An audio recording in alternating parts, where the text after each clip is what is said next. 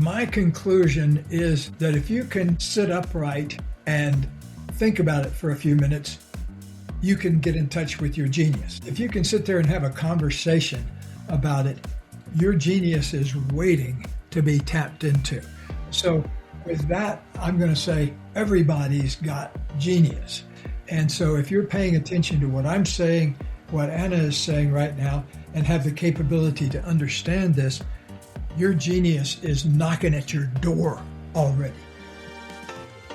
Welcome to the Prosperity Playground, the podcast where business meets energetics, strategy meets soul, and prosperity becomes inevitable. I'm your host, Anna Lozano, mom, founder, investor, mentor, and energetics in business expert. This is your weekly activation to rewire how you think and feel about wealth, success, and personal power, because it's not about working harder, it's about regulating deeper, aligning stronger, and receiving wider. You don't hustle for your future, you calibrate to your higher self. Join me weekly for high-level conversations with the world's most inspiring entrepreneurs, creators, and thought leaders. True prosperity isn't just about money. It's about alignment, freedom, expansion, and embodying your worth. Welcome to the playground. Let's build your most prosperous life. Hello, beautiful humans. Welcome back to the Prosperity Playground podcast. Today, I'm joined by the one and only Gay Hendricks, who you probably know from The Big Leap, which I'm assuming everyone in this community has read and will likely be rereading after this show. Gay has served for more than 30 years as one of the major contributors to the fields of relationship transformation and body-mind therapies. Along with his wife, Dr. Kathleen Hendricks, Gay is the author of many bestsellers, including Conscious Loving, At the Speed of Life, The Big Leap, 5 Wishes, and most recently released Your Big Leap Year. In recent years, he has co-created a popular podcast called The Big Leap and has appeared on more than 500 radio and TV shows, including Oprah. In this episode, we're diving into why we sabotage ourselves right after things start going well, how to identify and break through our upper limits, and what it really means to live in our zone of genius without burning out. So please let me know on Instagram at _Anna Lozano and at the Prosperity Playground what resonated most for you from this conversation. It really is an amazing one. We hope you enjoy the show. Amazing. We're live. Gay Hendricks, welcome to the Prosperity Playground podcast. I am truly, truly grateful that you are here with us today. Thank you. Thank you. It's my pleasure. So I just started sharing before I clicked record that your book, The Big Leap, I feel like was one of the very first books next to Think and Grow Rich and You Were Born Rich by Bob Proctor that I held in my hands and really began my personal growth journey consciously. Because I feel like unconsciously we move through evolution, but this was the decision of realizing, okay, we're going to really put intentional and conscious effort to growth. And so thank you for that gem that I feel like everyone listening to this podcast would have already held in their hands, read, and likely will need to reread after this conversation. Or I'll tell you what, let me see if I have. Oh, yeah. This is a day book that goes along with The Big Leap. Just came out this past year, Your Big Leap Year. And, so good. I saw that in your bio. I'm like, okay, we need both together packaged. That'll be available in the show notes 1,000,000%. Well, I'm really proud of this, the Big Leap Year, because for many years people have been asking for something they could do every day, that would keep their zone of genius active and keep their upper limits moving through very quickly. And so there's 366 of them now, including an extra one for leap year. Oh, so good. And this is exactly it. I mean, we're going to start at the very beginning, but it's really all of this work is about building the muscle, and we build muscle through repetition. So I love it that this is what you created for us to expand on the daily. So thank you, thank you, thank you.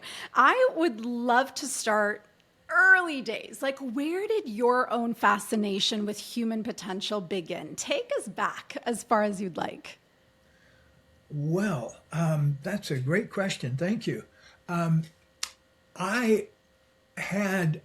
I grew up, I spent a lot of time by myself as a kid because there weren't any other kids in the neighborhood when I was born. And I was the son of a single parent, so she was very busy at work. And so I spent a lot of time with my grandmother. And my grandmother was a wonderful philosopher of life. She just, she'd had this very long life. And I can remember many hours sitting on her front porch rocking.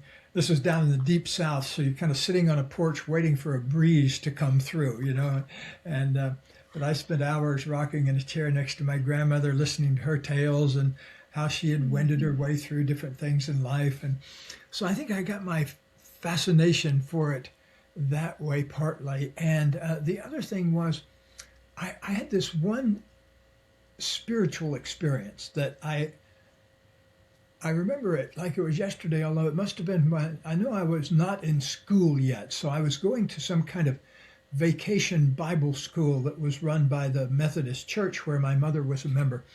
And so that's what it was. It was called Vacation Bible School. And I don't know if you had anything like that where you grew up.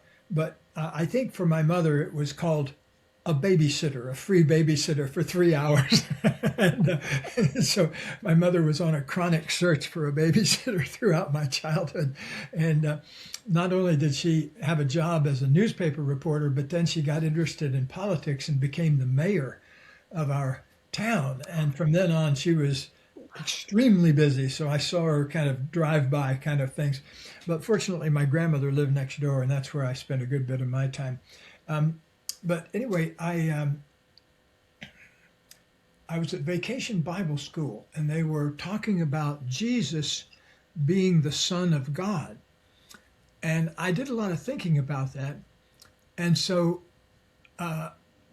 when I went home, I remember I was still kind of playing with that idea. And what I was playing with was, well, if one person can be the Son of God, why can't everybody, including me, be the Son of God? And this was my first spiritual thought, I think, that I ever remember thinking. You've had this inner knowing that you are a child of God.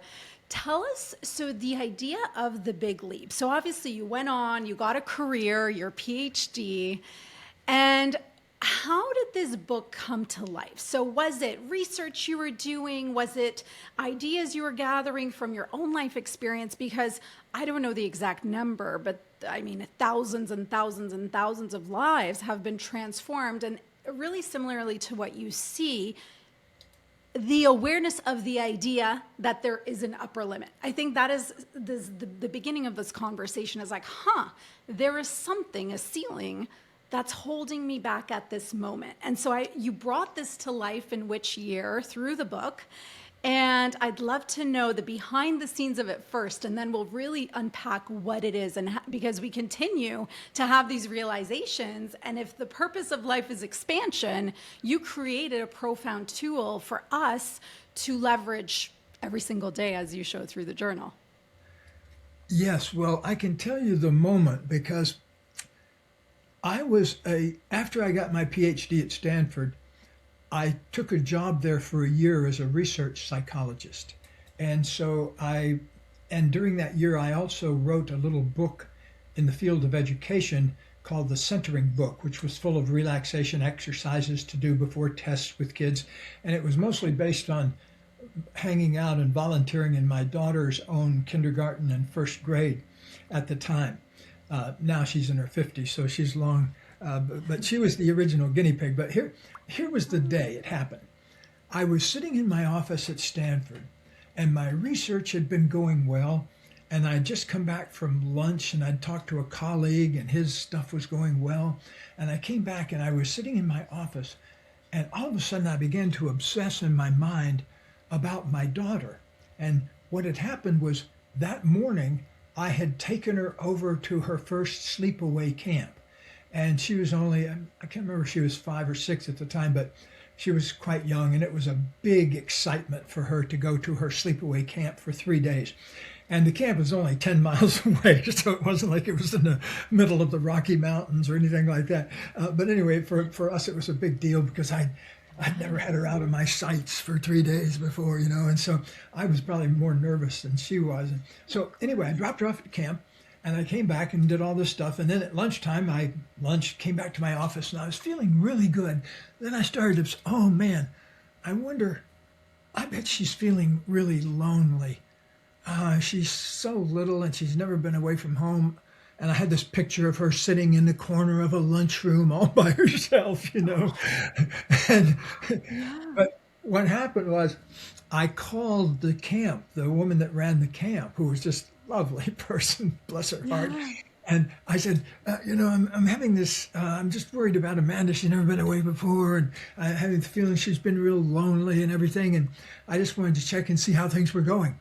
And the woman, bless her heart, said, well, Dr. Hendricks, actually, you're the third person today that's called about this. And she said, well, I can see out the window that Amanda is out there kicking a soccer ball around with a bunch of other girls, and she looks pretty happy to me. And I haven't seen any evidence that she was unhappy all morning. And I've basically seen her all morning doing a variety of things, and she looked pretty happy to me. And she said then this brilliant thing. She said, could it be that you're the one that's missing her? Here I am, a PhD from Stanford in counseling psychology, and that had not occurred to me, And that's the way it is, when you're in the middle of your own stuff, you forget that you have a PhD or an MD or whatever you are. Of course. But I sat there and I was wondering, why would I go from feeling so good to manufacturing a stream of negative thoughts that weren't even true? They had no relationship to reality. And then I realized, oh my goodness, I'm allergic to feeling good for any length of time. And that was my first awareness.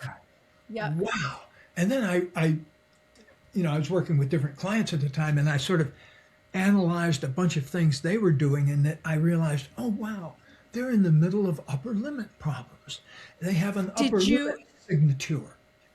Did you name this, or was this something you were studying, the upper limit, or this was your realization at that time? This was just my first realization right that moment. Wow.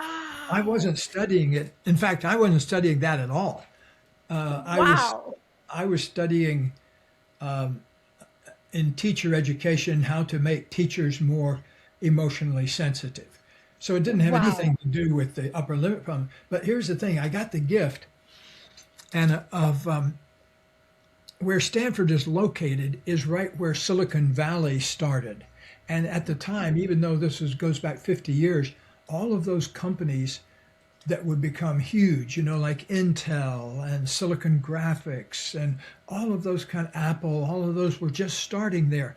And there were these brilliant engineers, but many of whom were emotionally not intelligent. They had this incredible logic and ability to build things, but they were emotionally not well developed. And for some magic reason, they would often be married to a woman who was very emotionally developed, who wanted them to be more feelingful and come out of their heads a little bit. And so a lot of those engineers came over to work with us in our counseling center at Stanford because we were supposed to know what we were doing. But I studied a bunch of these guys, and here's what would happen. Here would be a classic thing. I remember this one executive named John. He had built this machine with his team, and he'd been working on it literally for years. And this was an expensive machine, like a $500,000 machine. And it did some exotic thing with computer chips that I don't even understand what it was. But anyway, he'd been working on this for a long time. And so they launched it, and it was doing great. And he was making about $180,000 a year at the time, which was great. That was kind of like what engineers made at the time. And so, but on Friday afternoon, his boss came in and said, I want you to have a little bonus. Take this home with you. And he gave him a check for $150,000. So almost as much as he made an entire year, he's got an extra bonus. So now you would think, and boss said, and why don't you take the rest of the afternoon, go tell the wife what happened, and go tell your kids what happened. So in the imaginary world, what he did was drive home, tell his wife and kids how happy he was about all that, and they joined in a happy dance around the house.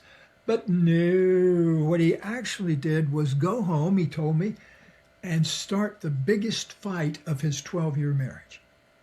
Right after this big boomer of a positive experience. And things like that, maybe that's a dramatic one, but things like that happen a lot.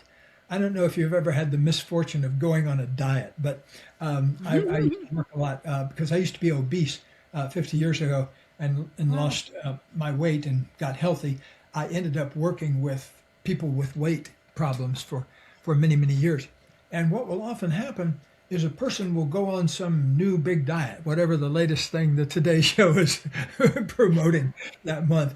And so they'll go on a brand new diet, and on the average, about 3 days later, they hit an upper limit. If they've followed the diet, they maybe have lost a pound or two, and they start to feel better. And that's the moment where many people sabotage themselves. So I began this long multi-year study of why do people sabotage themselves? And the big leap is all about why and how to fix it. Define for us how you define it in the book. And then if we can move through some examples that you've witnessed really work in dealing with the self-sabotage throughout your career. Yes.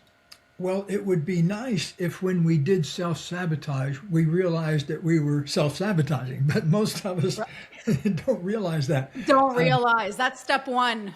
Yeah, and step one is just getting the basic information in your brain about humans' tendency to do that. Because, see, human beings come here from millions of years of dealing with adversity. And like if you look at the number of nerve endings in the bottom of your foot that register pain, well, that's because human beings have been walking barefoot for millions of years in one form or the other. You know, it was only about 10,000 years ago that people said, wow, if I put something on the bottom of my foot, I don't hurt myself as much, you know. That was like a big day for mankind. But so in the same way, I think we have, just like we have pain points on the bottom of our foot for physical pain, we have emotions that are designed for certain things. They're a natural register for certain things. Like fear is a natural thing that happens in us when we feel threat of some kind. Whether, like me, you sometimes manufacture your own threats up here, or whether it's an actual threat from out here. It doesn't matter to our unconscious mind. A threat's a threat, whether we're making it up ourselves or actually experiencing it. And so we, and human beings have also natural responses to loss, one being sadness. And we also have natural reactions to perceived unfairness or powerlessness, and that's anger. And so anger, fear, and sadness are wired into ourselves. And oftentimes the first place we kind of fall out of love with ourselves is very early on, when we're punished or shamed for having those emotions. I was once at a movie theater one time where somebody had brought their little boy, who was a lap-sitting little boy, and he was sitting on his father's lap, and it was a scary movie. And I heard the little boy kept saying over and over, "Daddy, I'm scared." And every time he'd say, "Shh, shh, shh." And then he kept escalating it, "Daddy, I'm scared." And I sort of wanted to turn around and, can I take him out then, you know? But his father wasn't getting the message. And so finally, his father started saying, "No, you're not. No, you're not. No, you're not. Stop saying that. Stop saying that." So, you know, it's really sad in a way to see somebody getting their life energy squelched right there on the spot. But I think we get that. That's a dramatic example, but many times we get that same thing happen.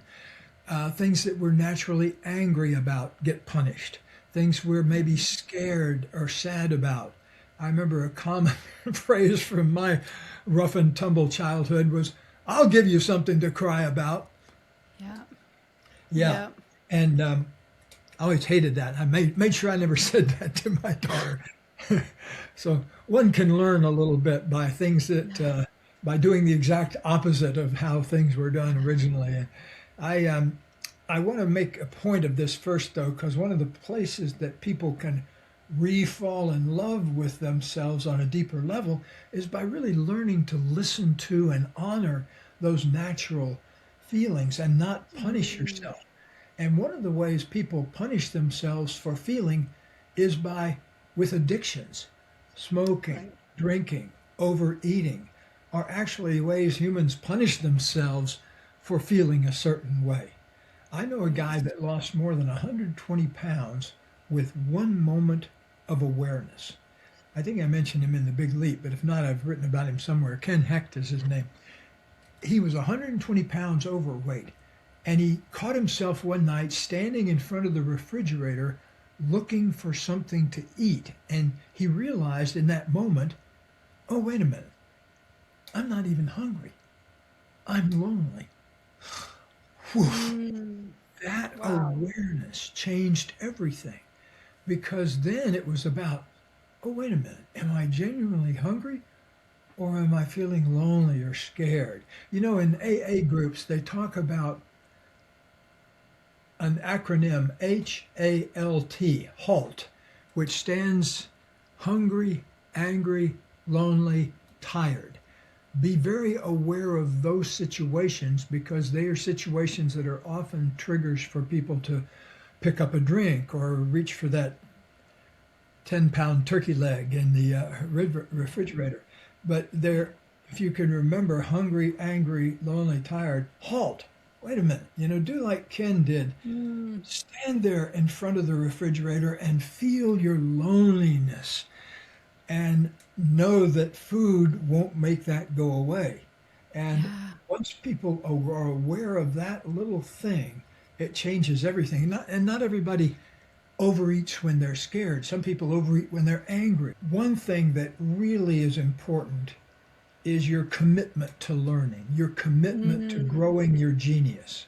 One of the love first that. things I have people do when they come here is I have them work with a particular commitment. It's I commit to expanding my genius more and more every day. I Beautiful. commit to expanding my genius more and more every day. I commit to it. Okay, so being committed is something that's between you and your own heart and you and your own spirit. You're the Yeah. only person who can know if you're sincerely committed to something. We do a lot of relationship counseling in here, and I have to ask people all the time to choose between a negative commitment, unconscious negative commitment, and a conscious commitment. So many times I stop a couple in the middle of an argument. I say, okay, let me have you make a formal choice right now. Do I commit to healing the relationship or do I commit to being right? Mm, Which one do I choose? And yeah. boy, I'll tell you, sometimes that leads to a sweaty next 10 or 15 minutes because a lot of people don't realize that unless they are sincerely, consciously committed to something, their unconscious commitments run the show.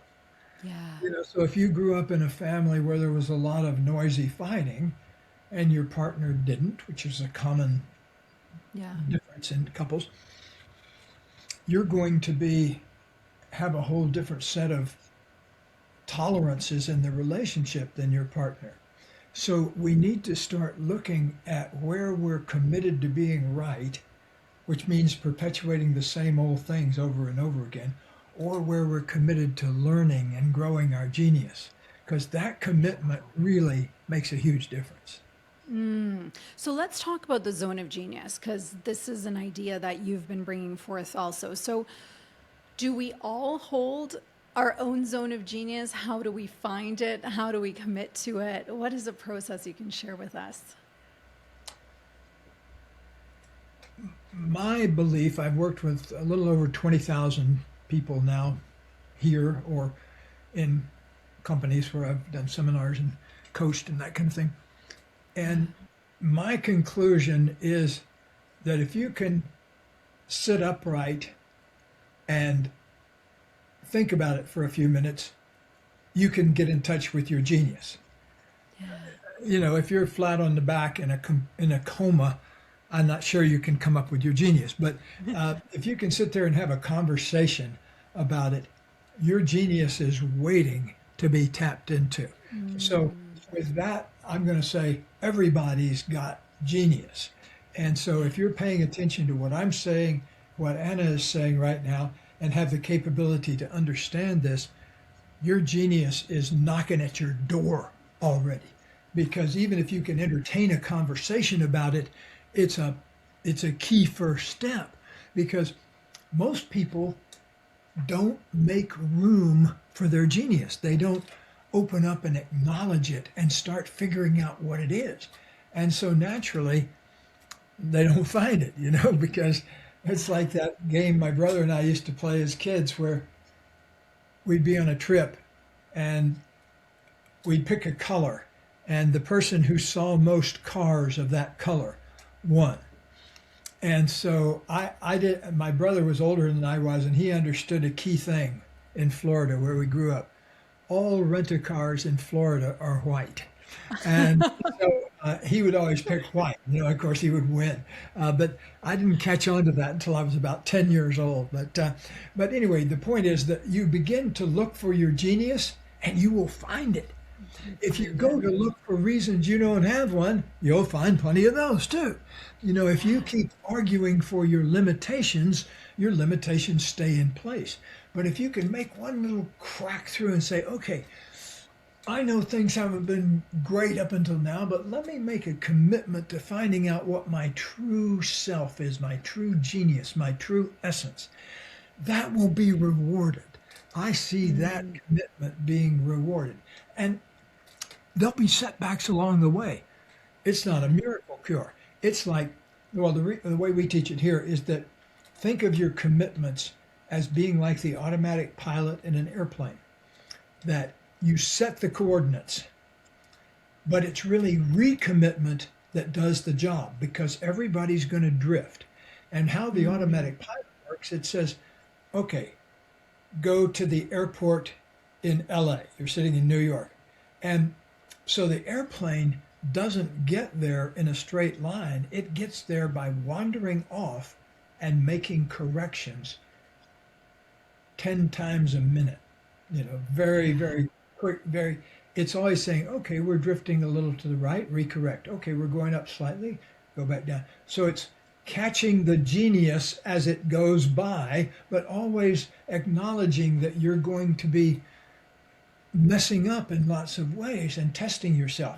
Eventually, you kind of catch on to the game and say, oh, okay, I see how I sabotage myself. I'm not going to do that anymore. And you get so that you're expanding. Well, here's a big magic thing. The universe is already expanding. Yes. The stars are getting farther apart. Some genius figured that out, I think, in 1927. And so the universe is getting further apart from its center.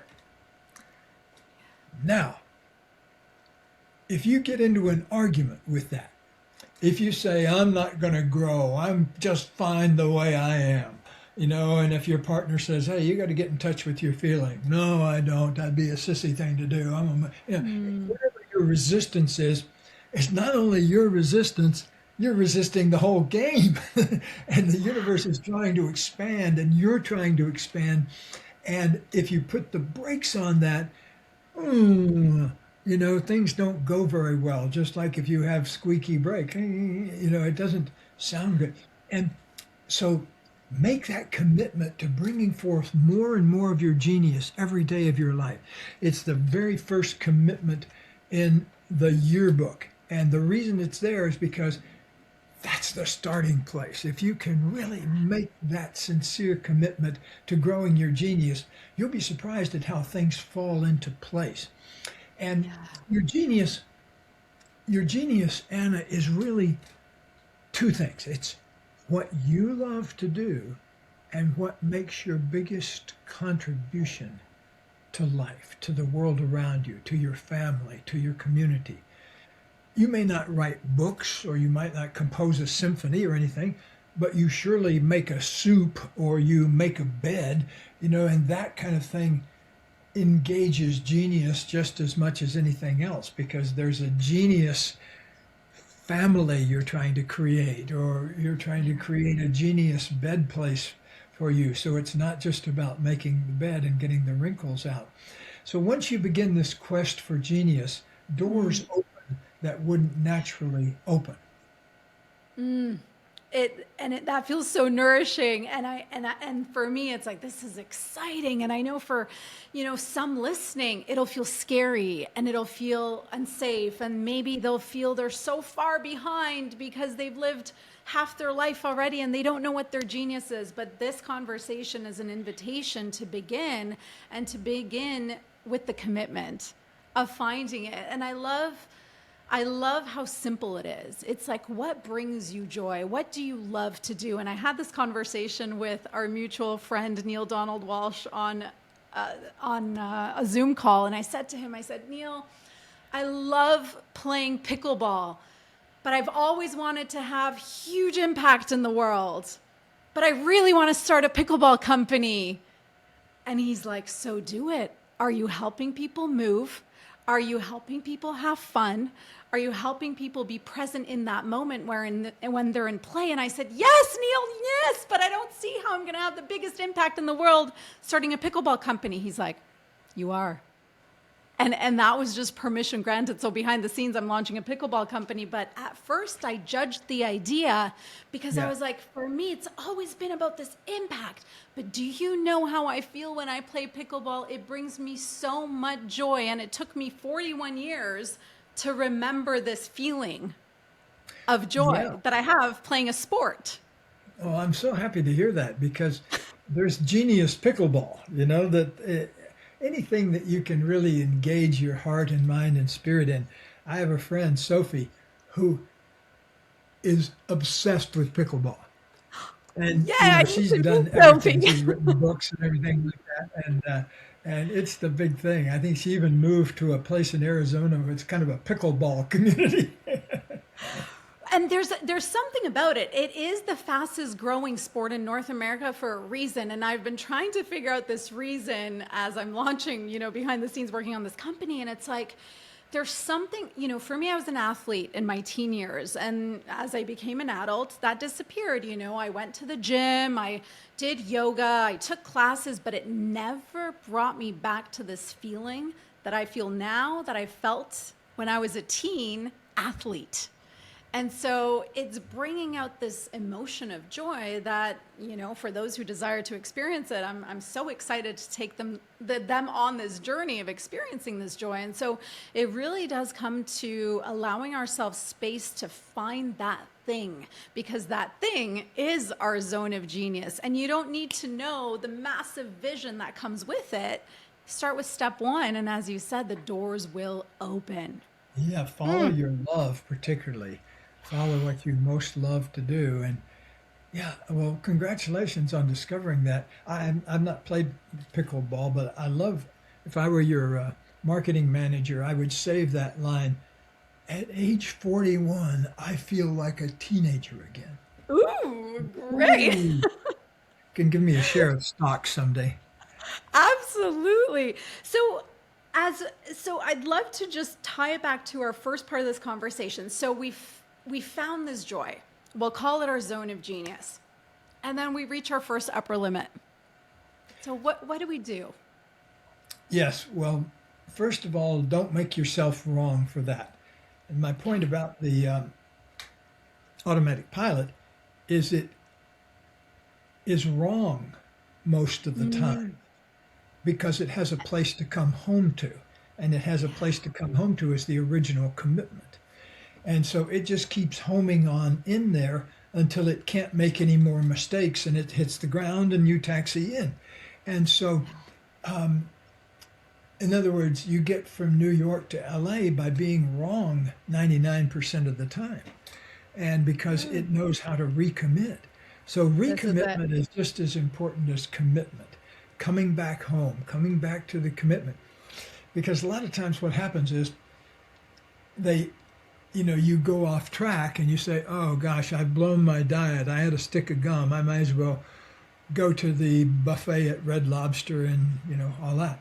And so, you kind of really said, okay, well, I blew it a little bit. I'll go all the way. And so that's kind of upper limit thinking. The upper limit problem wants you to do that.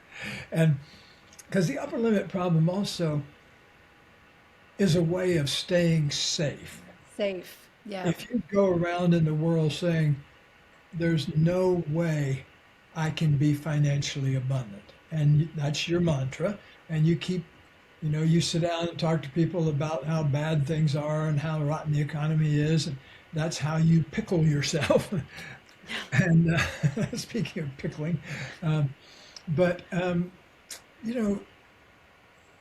we've got to, at some point, make this key shift from thinking about all the things that can go wrong to Yeah. thinking about how we'd like it to go right.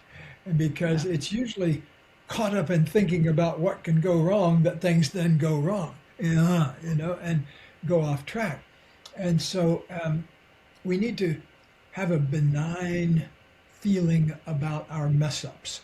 So the more you can say, oh, okay, I just went off of my diet by having a stick of gum. Let me sit down for 10 minutes and really make a commitment again to being healthy and being on this diet. So catching yourself in these little moments is really important to getting through the upper limit problem, because they can come out of nowhere, And one of the Yeah. biggest upper limit problems, by the way, is worrying.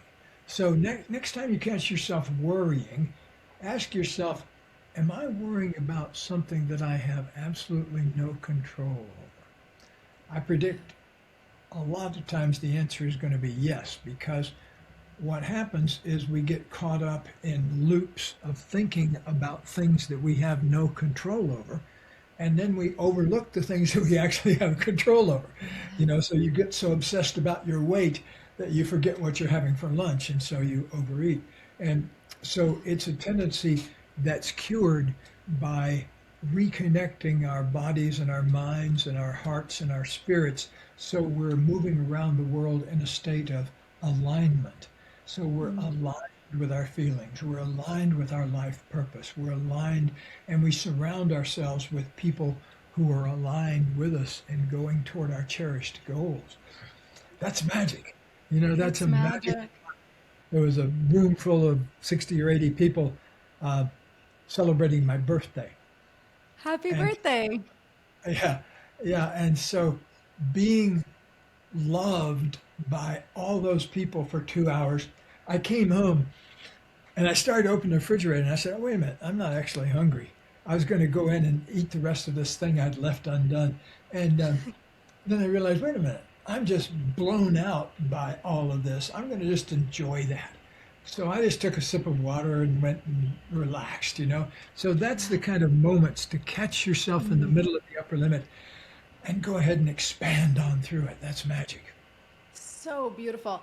I'd love to finish off with something you called Einstein time, and I see Einstein behind you in the video as well. Can you, But, yeah, can you let us know what that is and why it's essential? well, here's the thing. Albert Einstein once was asked to explain the theory of relativity to some 14-year-olds, I think. And he said, okay, when you're spending time with your girlfriend, your boyfriend, your beloved, an hour goes by like it's a minute. Yes. But if you're sitting on a hot stove, a minute goes by like an hour. Yeah. And when I read that, I said, why is that? Why would that be? And on a very energetic level, the energy inside us, when you're in the arms of your beloved or you're having an animated talk with someone you love, you're expanded. You're in a constant state of expansion.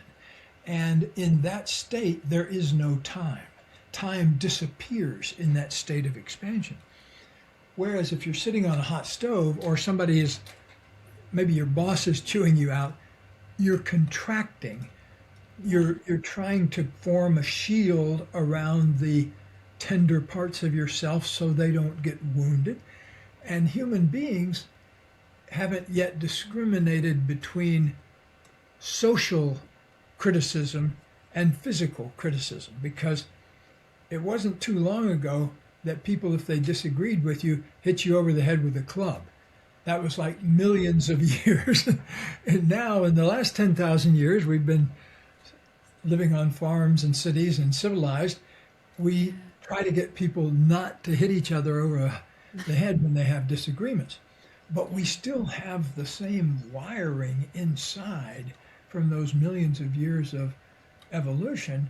We react the same if a person is yelling at us, criticizing us, as we do if a person is threatening to beat us with a stick. And so it's just a matter of degree. And so I harp on that because to clear up your upper limits, you really need to befriend your fear and get comfortable with your fear. Get to know it. Get so it doesn't make you contract. Get so you can expand with it, because it is already expanding. For example, a lot of the sensations of fear come from stopping digestion in your stomach and that blood spreading out to other places in your body, because your body doesn't digest food when you're scared.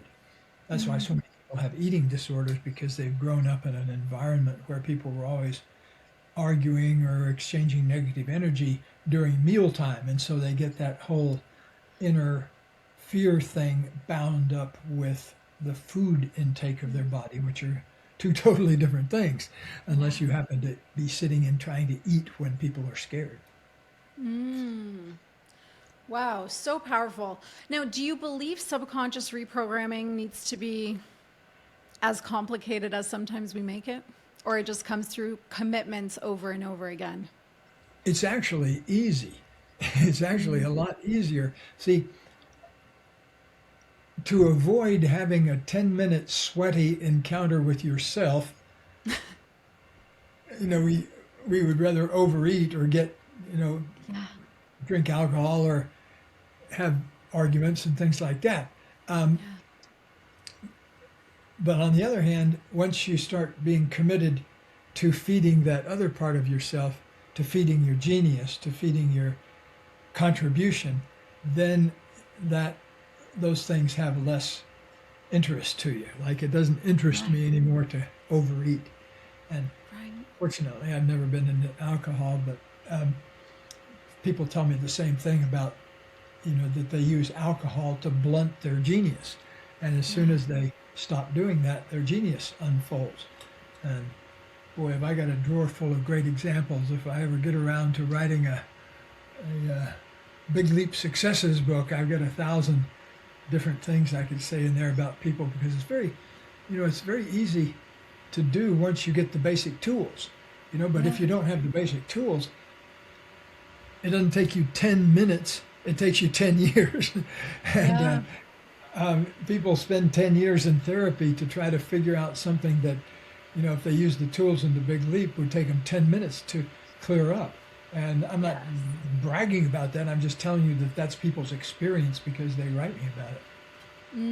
I love that. So it can be easy. And I think this is one of the biggest messages of this is like, commit to the evolution, commit to the expansion, commit to your zone of genius, and allow it to unfold. Like, we just overcomplicate a lot of things in this lifetime. Well, this has been such an expansive conversation. I will link the book, the journal, the other books. There's so much information on your website, your institute.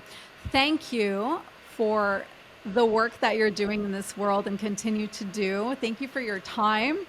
And is there anything else you'd like to add before we close off? And I have one final question for you.